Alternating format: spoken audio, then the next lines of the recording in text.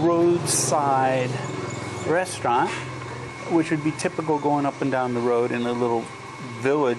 They call these villages, but actually they're a little community. And at this restaurant, it'd be great for somebody to stop and eat. And I wanted to show you how much it is to stop and eat, but also some of the challenges you might encounter.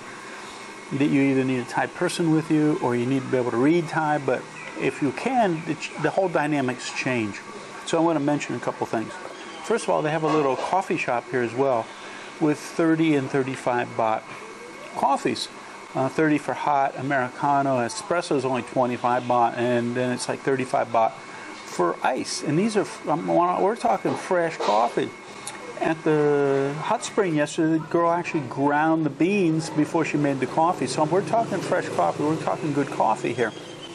Now, this restaurant would be a challenge. Well, a couple things that are challenges for foreigners would be, one is they always have the TV set going a lot of places. Why? Because Thai people love noise. We also have the little pump going because actually next to us right here is the well, the original well that was here before this was a restaurant. And it might even have been a community well where people came to get water a long time ago. But now it's been sort of blocked up and a pump put on it. Anyway, so this restaurant's really good. The prices are great because it's only for what we call rat cow, means with rice, over rice. The food's only 30 and 35 baht, which means it's $1 or less depending on the type of meat. And so the challenge is the menu's all in Thai language. Now they have pictures. Once you get to understand what some of these dishes look like, you'd be able to order off the pictures because this is a great little menu with pictures. But the writing is actually in Thai language. This is why it's important to start to learn how to read Thai. And I always have the link.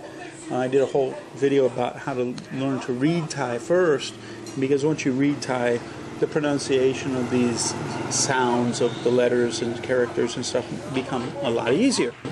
Some of these recommended dishes is, like I said, 30, 35 baht. Here's some that are 50 without the rice. Now, that cow is with rice, so it's a little bit of food on top of rice.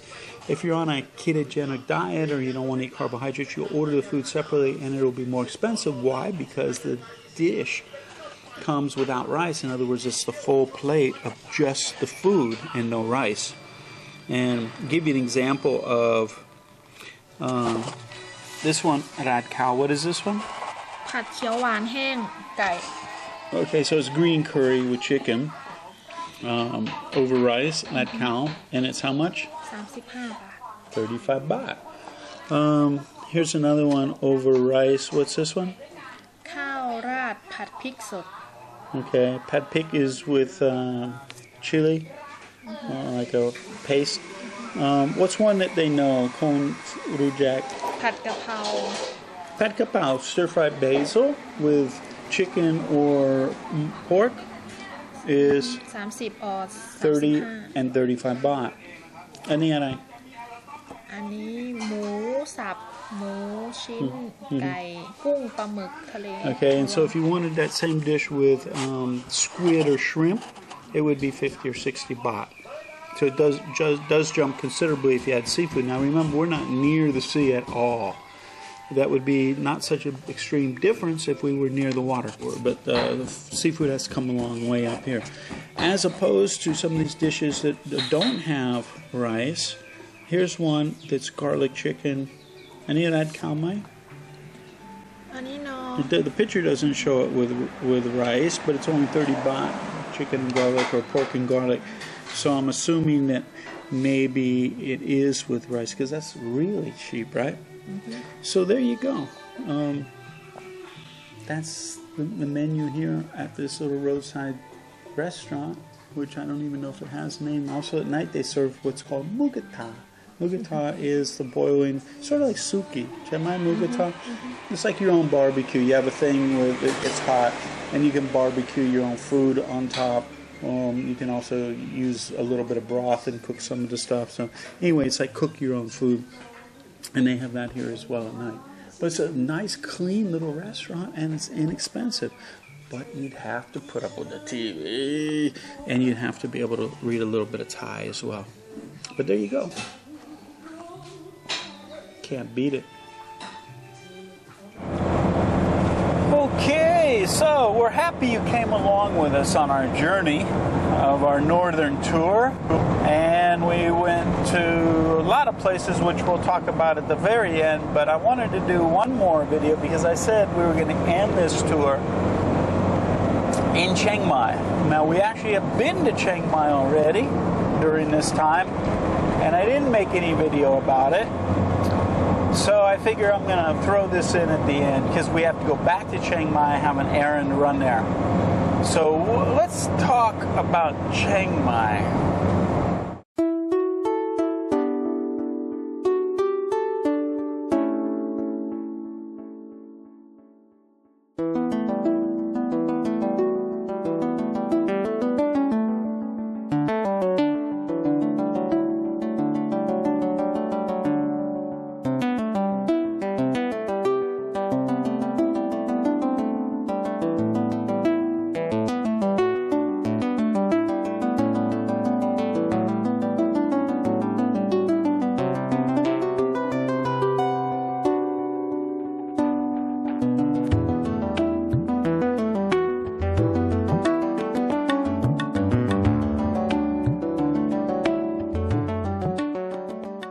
So, let's talk Chiang Mai for a second.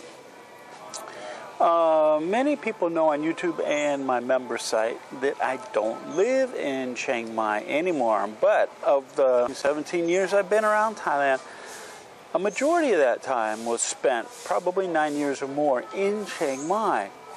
I loved Chiang Mai. When I arrived in Chiang Mai the first time, it was like I felt like I was home, which I always say to people coming over.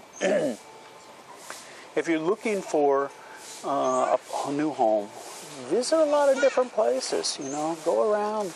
There's a lot of cities in Thailand to check out. And when you get to one and you feel like you're home, I think that's where you should dig in. Or stay mobile, come over with just a bag that rolls and combines to a backpack and travel around. But you'll eventually find some place that you'll call home. And that's what happened to me in Chiang Mai. I came here, and it was a really cool city. Now, this was back, many of you remember when Datsun and Toyota had pickup trucks. The original pickups were these little tiny things. Those were the vehicles of choice here. Everybody else drove motorcycles. Then going through the old city, you'd have the old men on the samlars or the tricycles. And you'd have some tuk-tuks. Tuk-tuks were available back then, tuk-tuks. And so that's what was here. They did have Chiang Mai University way out to the west, which was far removed from the city.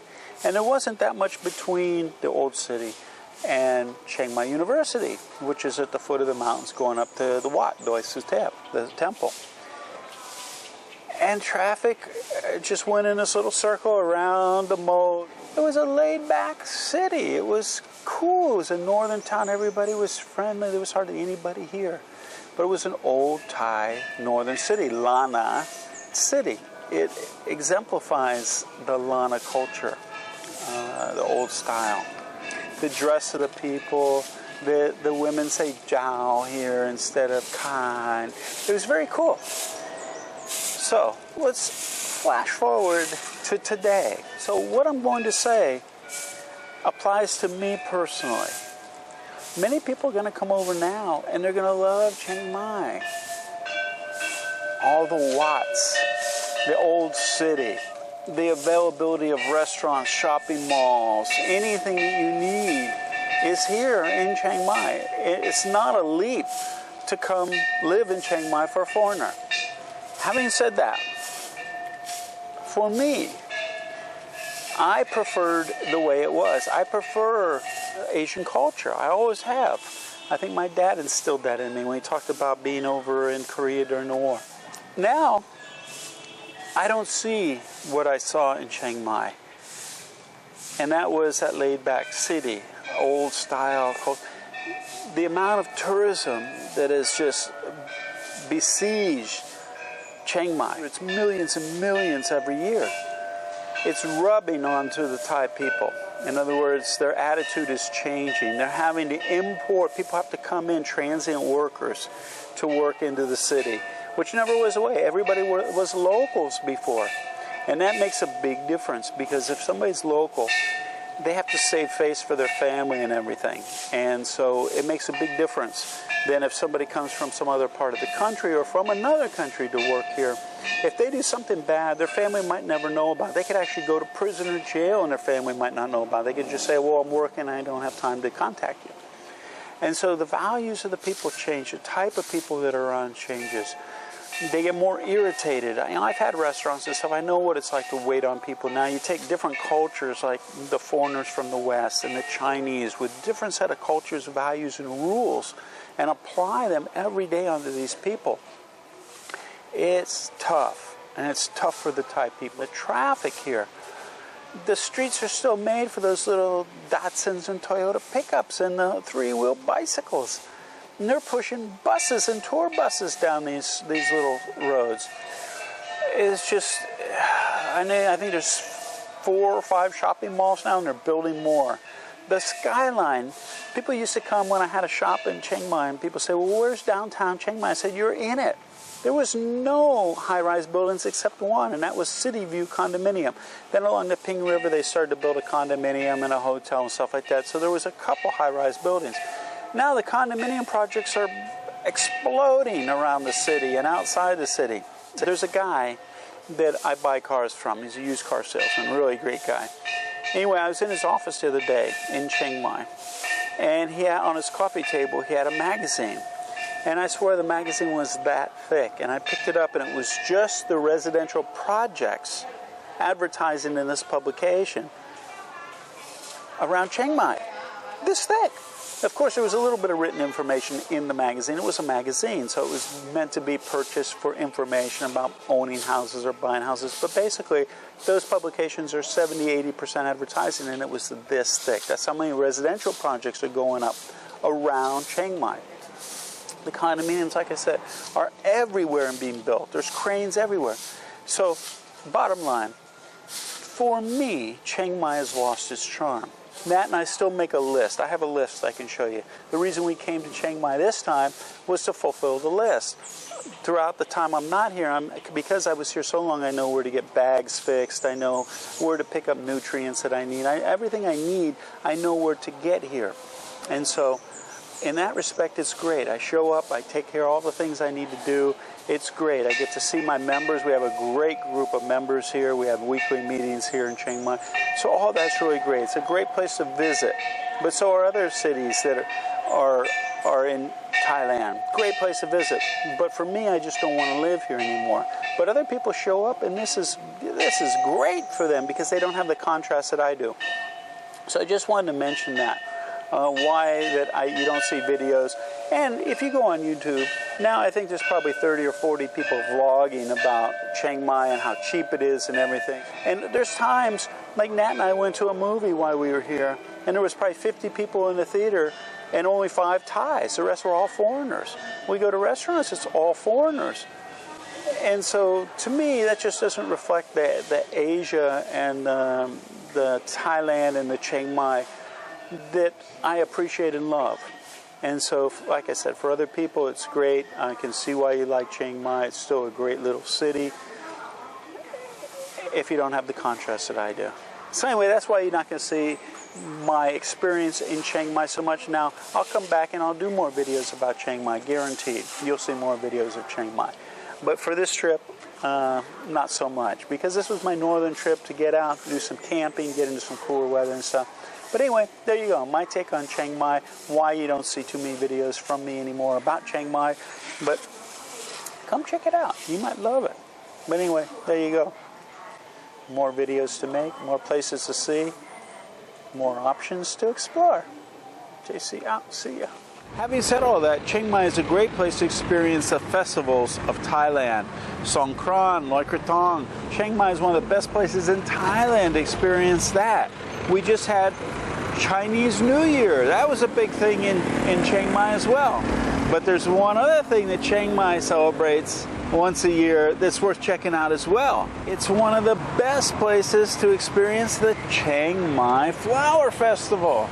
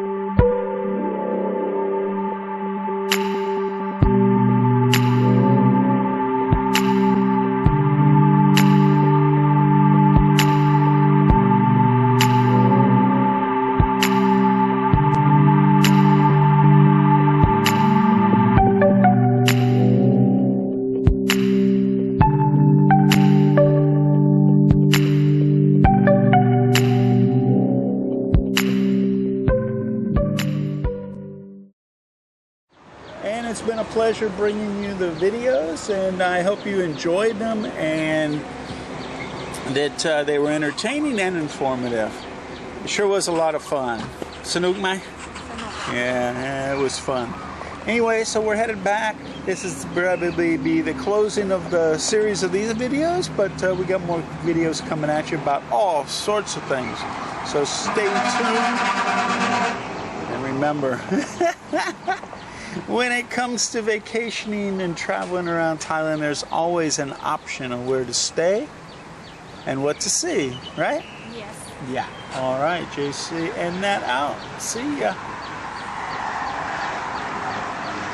Hey, JC here. If you like that video, make sure to give us a thumbs up and subscribe to our channel here.